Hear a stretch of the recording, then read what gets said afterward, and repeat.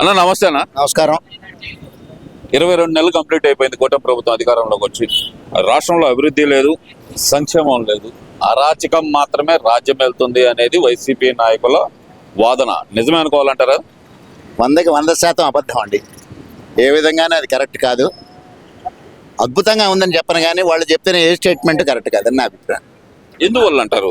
అరాచకం రాజ్యం వెళ్తుంది అనే ఉదాహరణకు వాళ్ళు చెప్తుంది ఏంటంటే గనక Vallabhaneni Vamsi arrest, Pinnelli Ramakrishna Reddy arrest, Chevireddy Bhaskar Reddy arrest, అలాగే చూస్తే గనక జోగి రమేష్ అరెస్టు, జోగి రమేష్ ఇంటి మీద దాడి, ఇప్పుడు అంబటి రాంబాబు అరెస్టు, అంబటి రాంబాబు ఇంటి మీద దాడి, ఇవన్నీ వాళ్ళు ఉదాహరణ చూపిస్తున్నారు కదా.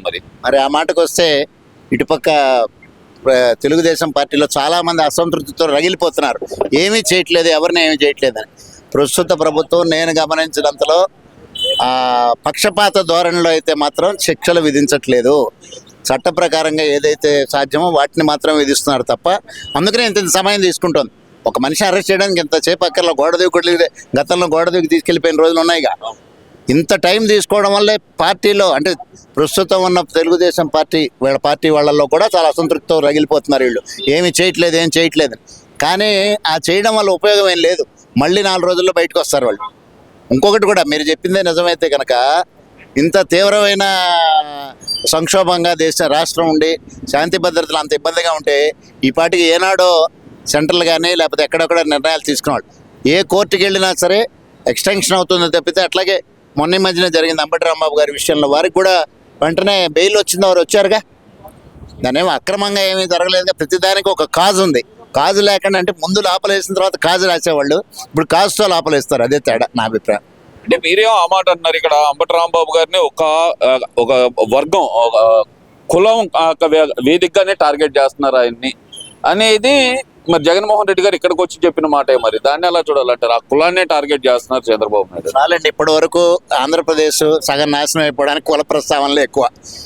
రాజకీయ నాయకులు వాళ్ళ మనుగడ కోసం కులాన్ని ఉపయోగిస్తున్నారు తప్పితే, కులం అనేది ఇక్కడ వాడి ఇంట్లో పెళ్లిళ్ళ దగ్గర నుంచి అందరూ ఇతర కులాలతోనే చేసుకుంటున్నారు. అందరూ చక్కగా హాయిగా తిరుగుతున్నారు. వాళ్ళు కోటేశ్వర్లు, డబ్బున్న కులం, డబ్బులు లేని కులాలు, 2 కులాలు ఉన్నాయి. ఈ కులం అనే ప్రస్తావన కేవలం రాజకీయ లబ్ధి కోసం వాడుతుంది తప్పితే, కుల ప్రస్తావన నీ ఇంట్లో పెళ్లిళ్ళకి చేసుకో, నీ ఇంట్లో కార్యక్రమాలకు చేసుకో తప్ప రాజకీయ పరిపాలనలో కులం ఉందండి. గుండె రేపు వస్తే మంచి డాక్టర్ దగ్గరికి వెళ్తామా, మన కులస్తుడి దగ్గరికి వెళ్తామా? As simple as that. అంటే ఇక్కడ ఈ ప్రభుత్వం వచ్చిన తర్వాత ఈ 22 నెలల్లో అభివృద్ధి లేదు, సంక్షేమం లేదు అనేది చాలా క్లియర్ గా వాళ్ళు చెప్తున్నమాట. మనం ఆ కళ్ళజోడు తీస్తే బాగుంటుందండి. ఏదో ఒక రంగు కళ్ళజోడు పెట్టుకుని నాకు అవ్వట్లేదంటే అవ్వట్లేదే కనపడుతుంది. ఇప్పుడున్న అనేక వ్యవస్థలు ఇప్పుడు ఇవాళ రేపు మనం చూస్తుంటే మా పిల్లలతో కూడా నేను మాట్లాడుతుంటే వాళ్ళిద్దరు కూడా హైదరాబాద్లో మంచి ఉద్యోగాలు చేసుకుంటున్నారు. వాళ్ళు కూడా చెబుతారు ఈ పేస్ అంటే ఈ వేగంతో కనుక నడిచేటట్టయితే ఒక 5-6 ఏళ్లలో మేము ఆంధ్రప్రదేశ్కే వచ్చి ఉండేటటువంటి పరిస్థితి ఉంది అని చెప్పి భావం వాళ్ళు ప్రకటిస్తున్నారు. ఎందుకంటే ఆ ఫ్యూచర్ థింకింగ్తో చేస్తున్నారు పరిపాలనలో. దానివల్ల ఇమీడియట్ రిజల్ట్ రాకపోవచ్చు. మీకు తలకాయ నొప్పి వస్తే ట్యాబ్లెట్ వేసుకుంటే అరగంటలో తగ్గుతుంది. హోమియో వైద్యం ద్వారా అయితే కనుక 2-3 నెలలు పడుతుంది. అసలు మూలానికి మందు వేస్తున్నారు.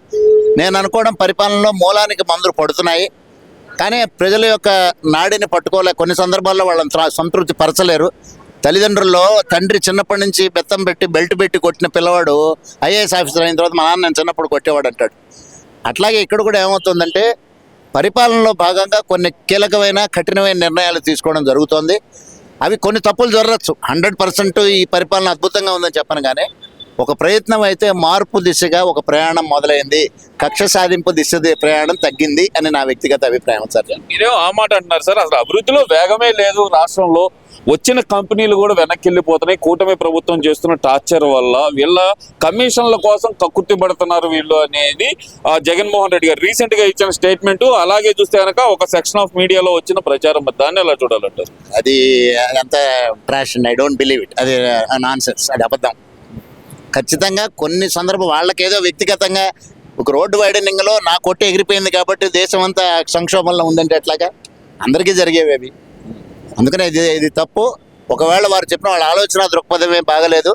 ఒక రకంగా ప్రస్తుత పాలకులకి కావాల్సింది ప్రతిపక్షం ఆయన అట్లా ఉండడమే కరెక్ట్. ఎందుకంటే ఆయనకి భవిష్యత్ అవకాశాలను కూడా పూర్తిగా మృగ్యం అయిపోతున్నాయి. అవకాశాలే కోల్పోయే పరిస్థితి స్టేట్మెంట్లు ఇవ్వడం జరుగుతుంది. మనకి పరిపాలనలో రేపు అట్లీస్ట్ ఒక మంచి అపోజిషన్ ఉంటుంది అనుకుంటే ఆ పాత్రను కూడా వాళ్ళు సరిగ్గా పోషించకపోవడం ద్వారా రేపు ఉత్తరోత్తర ఆ ఇబ్బందులు వచ్చే అవకాశం ఉందని మా అభిప్రాయం. సార్, మీరు ఏం ఫ్యూచర్ లో అంటున్నారు, ఇప్పుడు ప్రస్తుతం ఉన్న పరిస్థితుల్లోనే మా 11 మందిని చూసి 164 మంది భయపడే మాకు ప్రతిపక్ష హోదా ఇవ్వటలేదు, ఇస్తే గనక అసెంబ్లీలో ఈ కూటమిని కడిగేస్తాం మేము అంటున్నారు కదా. మరి అదే ప్రతిపక్ష హోదా 5 తీసేస్తే నీకు పోతుందని మాట్లాడిన వాళ్ళే కదా. ఇదంతా చట్టపరమైన విషయాల మీద మనం ఎక్కువ డెప్త్ అనవసరం అండి. ఇది చాలా చిన్నపిల్లల ఆటలో లాగా ఉందన్నమాట, అంతకంటే ఏం లేదు. దానికేమి చట్టపరంగా అది కనుక వ్యాలిడ్ అయ్యి ఉంటే ఈ పాటికి వచ్చేది. సుప్రీంకోర్టుకు కూడా వెళ్ళారు, ఆ నిర్ణయం ఇక్కడ స్పీకర్ తీసుకోవాల్సింది. సో దానికి పెద్ద అయినా నువ్వు పని చేయడానికి కావాల్సింది నీ పోస్ట్ నువ్వు పని ఉంది, కానీ ప్రతిపక్షం ఇస్తేనే పని చేస్తావా ఏంటి? సార్, ఇప్పుడు ప్రధానంగా చూసుకుంటే గనక అసెంబ్లీలో కానీ, అసెంబ్లీ సమావేశాలు కానీ, శాసన మండలి సమావేశాలు కానీ గత 5 సంవత్సరాలకి ఇప్పటికీ మీరు గమనించిన తేడా ఏంది? అప్పుడు మీరు విన్న భాష ఎలాగుంది, ఇప్పుడు విన్న భాష ఎలాగుంది అంటారు? ఇప్పుడు గౌరవంగా ఉంది, చాలా డీసెంట్గా. అంటే నాలెడ్జ్ బేస్డ్గా పొలిటీషియన్స్ డిస్కస్ చేయాలండి. దురదృష్టం ఏంటంటే ఇప్పుడు నాలెడ్జ్ కంటే కూడా వాడి మీద సెటైర్లు వేసుకోవడం, ఒకళ్ళు వ్యక్తిగత దూషణలు చేయడమే తప్పితే సబ్జెక్ట్ మీద ప్రిపరేషన్ లేదు. ఎవరు మాట్లాడినా వాళ్ళకు ఒక లిస్ట్ రాసిస్తే దాని ప్రకారం కానీ డేటాబేస్తో డిస్కస్ చేయడం అనేది ఎవరు చేయట్లేదు. ఇప్పుడు వాళ్ళు డెఫినెట్గా కొంత ప్రిపేర్ అయ్యి వస్తున్నాడు. ఒక ఎమ్మెల్యే దగ్గర నుంచి ప్రిపరేషన్ లేకుండా ఏమి చేయట్లా. ప్రతి ఒక్కళ్ళు రిహార్స్ ఇప్పుడు చెప్తూ ఉంటారు. ద సోకాల్డ్ బెస్ట్ చిరంజీవి కూడా ఇప్పటికి కూడా అద్దం ముందు ఒక 10 నిమిషాలు తన రోల్ని ప్రాక్టీస్ చేసి వెళ్తాట కెమెరా ముందుకి. అట్లాంటిది అసలు ప్రాక్టీస్ లేదు, ఏం లేదు. ఎవడో చెప్పింది చదవడం కోసం రాజకీయ నాయకులు ఉంటున్నారు. కానీ పాలకుల్లో ఇప్పుడు ప్రస్తుతం ఉన్నటువంటి గవర్నమెంట్ అయితే ఖచ్చితంగా కొంత ప్రిపరేషన్తో మాట్లాడుతోంది, బాధ్యతగా ప్రవర్తిస్తోంది. అట్లాగే ముగ్గురు కూటమి అవ్వడం వల్ల ఒకళ్ళ మీద ఒకళ్ళు చెక్, ఇంటర్నల్ చెక్, ఒకళ్ళ మీద ఒకళ్ళు చెక్ జరుగుతుంది. ఏదైనా తప్పు జరగగానే వేరే పార్టీ వాళ్ళు కూడా వేలెత్తి చూపిస్తారేమో అని భయంగా, శ్రద్ధగా, ఒబిడియంట్గా పనిచేస్తున్నారు ప్రజలకు అనేది నా అభిప్రాయం సార్. సార్, ఇప్పుడు అసలు ప్రభుత్వం ఇంత జరుగుతుంది, ఒక పక్కన ఇదంతా ఈ ఇష్యూ రాజకీయ పరంగా ఒక పక్కన జరుగుతుంది, మరో పక్కన తిరుమల వివాదం, అసలు ఎలా చూడాలంటారు? ఒకదాని తర్వాత ఒకటి పరకామణి చోరీ దగ్గర నుంచి చివరికి భగవద్గీత 26 పేజీలు భగవద్గీత ముద్రించే దగ్గరికి వచ్చి ఆగింది. అసలుకి ఏం జరిగిందో, ఏం జరుగుతుంది అంటారు అసలు తిరుమల కొండ మీద? నా పర్సనల్ అభిప్రాయం అయితే ఇది మనకి బయటికి కనపడినంత పై విషయం కాదు. దీనికి చాలా లోతైన మూలాలు ఉన్నాయి. ఆ మూలాల గురించి మాట్లాడడానికి కూడా చాలామంది మొహమాట పడుతున్నారు. But A day will come, అది ఓపెన్ అవుతుంది. ఓపెన్ అయిన రోజున ఆ మూలాలకు సంబంధించిన మాటలు, ఆ మూలాలు అనేక విషయాలు అవ్వచ్చు, మతాలకు సంబంధించింది అవ్వచ్చు, ఇంటర్నేషనల్ రీజన్స్ కూడా ఉండొచ్చు.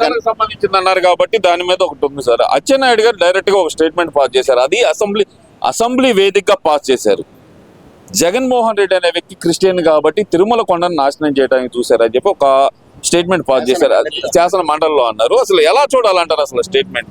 అంటే ఇవాళ రేపు అది కూడా ఒక ఫ్యాక్టర్ ప్లే చేస్తుంది. ప్రజల మీద ఇంపాక్ట్ చూపిస్తుంది. వాడి కులానికి సంబంధించిన వాడైతే వాడి మతానికి సంబంధించిన వాడి మీద ఇంపాక్ట్ చూపిస్తుంది. సో దాన్ని కూడా జాగృతం చేయడం కోసం ఆయన చెప్పుండొచ్చు. అది సందర్భ సహితమో రహితమో నాకు తెలియదు, కానీ అది ఒక రకంగా అచ్చెన్నాయుడు గారు మాట్లాడకుండా ఉంటే బాగుండని నా అభిప్రాయం. ఇప్పుడు ఇంకో విషయానికి వస్తే కనుక జగన్మోహన్ రెడ్డి గారు పాదయాత్ర చేస్తాను, నేను సంవత్సరంన్నర తర్వాత పాదయాత్ర చేస్తాను, అది సంవత్సరంన్నర పాటు పాదయాత్ర చేస్తాను, ప్రజల తరపున పోరాడతాను నేను అంటున్నారు కదా. ఆ పోరాటం మరి అసెంబ్లీ వేదిక ఎందుకని చూపించలేకపోయారు అంటారు? ఆయన ఎంతసేపు పదయాత్ర చేస్తున్నాడు అంటే మాటల ద్వారా యాత్ర చేస్తున్నాడు తప్పితే పాదయాత్ర చేయట్లేదు. పాదయాత్ర ఎప్పుడు చేస్తే అప్పుడు మంచిది, ప్రజల్లోకి వస్తే ఆయనకి తెలుస్తుంది. నాకు ఎక్కడో డౌట్ ఏంటంటే చాలామంది వ్యాపారాలు పెట్టేప్పుడు చుట్టుపక్కల ఆ వ్యాపారానికి అనుకూలమైన వాతావరణం ఉందో లేదో చూసుకోకుండా వ్యాపారాలు మొదలుపెట్టి నష్టపోతూ ఉంటారు. అలాగే ఈయన పాదయాత్ర చేయడానికి తగ్గ అనుభవం కానీ దాని గురించి అవగాహన లేకుండా పాదయాత్ర చేయడం ఎందుకని is trying to make padayatra more and padayatra later. అది first of all is doing the padayatra అంటే పదయాత్ర అండి, మాటల ద్వారానే కదా, పాదయాత్రలు రాలేదు ఇంకా. 2029 అధికారం నాది, నేను వస్తే 2.0 పరిపాలన ఉంటుంది, మామూలుగా ఉండదు, రప్ప. ఇది జగన్మోహన్ రెడ్డి గారి వెర్షన్, ఎలా చూడాలంటారు? మంచిదేనండి, మంచిదే. వచ్చి రప్ప చేస్తే మంచిదే కదా ఎవరు వచ్చినా. కానీ ఒకటి మాత్రం వాస్తవం, ప్రజలు ఇదివరకు అంత అమాయకంగా లేరు. ఇవాళ 15 ఏళ్ల వయసు వాడు రేపు 29కి వాడికి 20 ఏళ్ళు వచ్చి ఓటు హక్కు వస్తుంది. వాళ్ళు చూస్తున్నారు సమాజాన్ని, వాళ్ళ ఓట్లే ఎక్కువ ఉన్నాయి. మనం భారతదేశంలో యూత్ ఓట్లు పెరుగుతున్నాయి అంటున్నారు కదా. మీరు నేను మాట్లాడే ఓట్లు మనం ఎంత పర్సంటేజ్? వాళ్ళు 60% ఉంటున్నారు పిల్లలు. వాళ్ళు భవిష్యత్తుకి సూటబుల్ పరిస్థితులు ఎన్విరాన్మెంట్ మన ప్రాంతాల్లో ఉంది అని అనుకున్నప్పుడు మాత్రమే ఉంటారు. వలసలు కూడా తగ్గుతాయి అప్పుడు ఉంటే కనుక. కేవలం సాఫ్ట్వేర్ ఇంజనీర్లు ఒకళ్ళే వలస వెళ్ళడం కాదు, చిన్న చిన్న ఉద్యోగులు కూడా ఎక్కడెక్కడికో వెళ్ళిపోతున్నారు. వాళ్ళందరికీ కూడా ఉద్యోగ అవకాశాలు కల్పించేటటువంటి వ్యవస్థ ఖచ్చితంగా రాబోయే 5 ఏళ్లలో వస్తుంది. ఈ ప్రాసెస్లో ఇనీషియల్గా మొట్టమొదటిలో 9 నెలలు బిడ్డ పుట్టడానికి ముందు 3వ నెలలో వేవిళ్ళు వస్తాయి, చాలా ఇబ్బందికరం. కళ్ళు తిరగడాలు, బీపీలు, షుగర్లు అన్నీ వచ్చి 9 నెలల డెలివరీ టైం వరకు రకరకాల అట్లాగే మన రాష్ట్ర అభివృద్ధిలో కీలకమైన ఘట్టంలో ఉన్నాం.